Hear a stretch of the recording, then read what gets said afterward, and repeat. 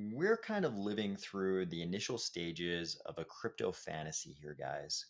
When I first got into crypto in that, let's say 2012 to 2013 period, if somebody had come to me and said, hey, in 2020, 2021, you're going to be a part of this community surrounding this crypto ecosystem, where the ecosystem is going to form this Pan African strategy. And then they're actually going to go to Africa. They're physically going to go to Africa and they're going to go around talking to governments and heads of state in developing nations in Africa. And they're going to pitch real world solutions to real world problems. We're not talking about DEXs, so you can speculate on crypto assets here. We're not talking about, art NFTs that people will pay incredible prices for in the developed world. We're talking about real world problems with real world solutions. They're going to go around and pitch these ideas, and it's all going to be blockchain based. And these nations, these governments, these heads of states are actually going to like it. It's actually going to be convincing because these are real world solutions to real world problems. They're going to sign those deals and they're actually going to execute on those deals. They're actually going to create these solutions. I would have been like, it's Bitcoin, right? Back in 2012, 2013, I would have thought it was Bitcoin. But the answer would have been no, it's not Bitcoin. It's not Ethereum. It's this blockchain that back in those days hadn't even been named yet. And we're right now living through the initial stages of that fantasy. Ready? Let's go. We've got big Cardano Africa Tour success to talk about. The Cardano Summit NFTs also dropped halfway, kind of. We've also got an update on the Minswap fair initial stake pool offering tax issue discussion / controversy, whatever you want to call that. We've also got another kind of interesting discussion. I'll call it an interesting approach to discussing the status of where Cardano stands on kind of a little bit of a technical level, a little bit more technical than your typical online discussions about where Cardano stands versus its Gen 3 blockchain competitors. It looks like there's a little bit more to discuss with Cardano's visit to Burundi. Namely, that Cardano now has a memorandum of understanding with Burundi. So I'm using the word Cardano here. Who knows which of the entities, whether it's IOHK. I'm sure IOHK was a signatory to this memorandum of understanding. I'm just using Cardano kind of generally here. And some people were trying to dismiss this news as insignificant or less than fully significant somehow because it's only a memorandum of understanding. But this is how partnerships get done, guys. If you're a national government and you're going to launch into a partnership regarding this bleeding edge technology, you don't know what's going to happen. You don't want to sign an extremely binding contract because you don't know. This is uncharted territory. Nation states partnering with blockchain projects. You don't know what this is going to be. So you're going to sign something that's not as binding as a regular contract. You're going to want to start with a memorandum of understanding so you can get in there, see what this is going to look like, and then allow things to solidify and grow from there. And Charles doubly confirmed that the MOU was signed today and gave us a little peek at what looks like the actual moment of signing right here. With this MOU, the Africa Tour is producing great results so far, guys. In South Africa, it sounded like from what the coverage we saw of the South Africa leg of the tour that Cardano was pretty deep in discussions with the one South African retailer. I believe the name was ShopRite or something like that. Apologies if I got that wrong.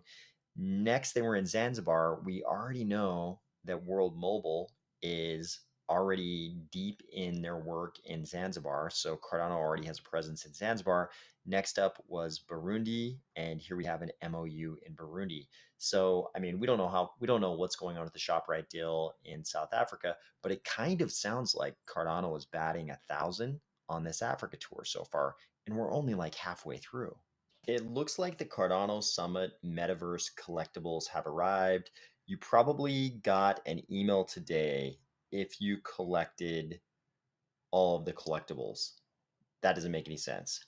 What I mean to say is if you did all the little tasks, some of them involved walking into every body of water on the back of the turtle, some of them involved, going to various places or doing things around, various types of little animals or images that were in the metaverse. If you did it, you know what I'm talking about. If this sounds like a bunch of nonsense, this don't worry about it. This will have no impact on you. But if you did all those things and you collected all of the items, you should have gotten an email from the Cardano Summit that had a bunch of little codes. And then it directs you to this page. And here's where it gets a little confusing. So these are what we have won. I'm putting that word in air quotes. What we've won here are collectibles that exist on the Terra Virtua platform. And if you go in and register, and I'm assuming I haven't done it yet, but if you go in and register, and I'm assuming put in your codes that are in that email for the various collectibles you have won, at the bottom of the email, it says you will then be entered into a drawing, and 1,000 people will win, and Terra Virtua will turn those collectibles into Cardano NFTs.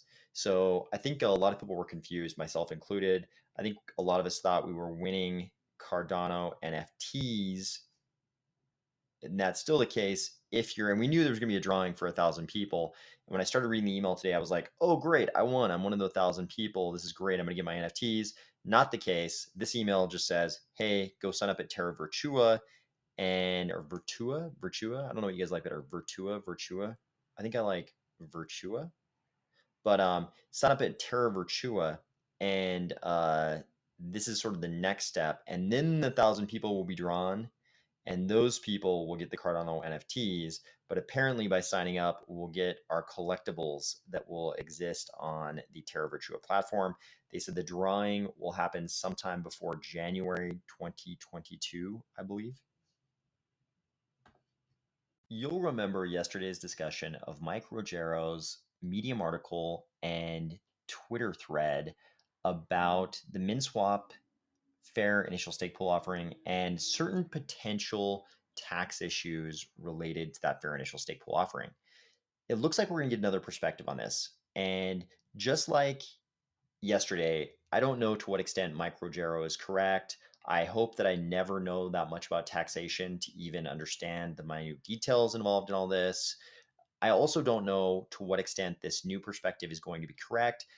I don't know what's right or wrong. I just want to put this on everybody's radar. So it looks like this new perspective is going to be coming from Conrad at the Blade Pool. And when I look at his Twitter header, it says here Minswap Dex FISO partner. So I assume that means the Blade Pool was one of the stake pools involved with the Minswap fair initial stake pool offering. And it sounds like Conrad is going to host a town hall. Looks to me like it is a Twitter Space town hall. And this town hall is going to happen after I'm recording right now, but before you see this video. So if it were me, I would want to consume, and I had been involved in this Minswap for initial stake pool offering, which I wasn't. But if I was, I would want to consume all the information around this just so I know what's going on. I would want to read Mike Rogero's Medium article and the thread he put on Twitter. And I would also want to see what information was presented in this town hall meeting. My guess is that we're going to get two different perspectives on the taxation issues surrounding this fair initial stake pool offering. The things that jump to mind for me are that these initial stake pool offerings are kind of a brand new thing.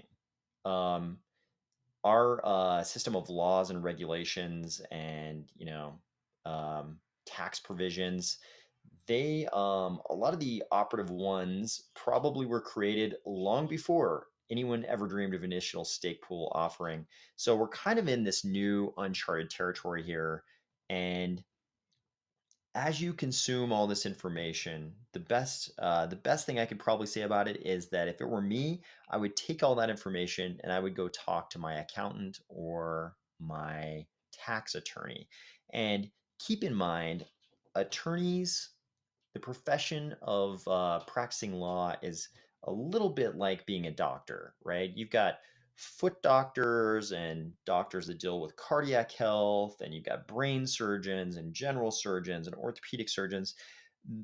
There are a lot of attorneys who do different kinds of things. There are tax attorneys out there, and certainly there are attorneys who know about taxation. Not all attorneys do. If it were me and I wanted to figure this out for myself, I would go see a tax attorney, or I would talk to my accountant and come to my own decision, because I personally don't know enough about taxation to know how correct Microgero is. And even if I were able to go to this Twitter space town hall, I don't know about enough about taxation to know how correct the information presented. And this will be, I'm sure. But if it were me, I would just consume all of the information and then come to my own decision after seeking the counsel of my tax attorney or accountant. Let me just stress one more time, I'm not an accountant. I don't know to what extent the information that Mike Rogero is putting out there is correct. I don't know to what extent the information in this town hall will be correct. I don't know what's right or wrong. Just want to put all of this on your radar.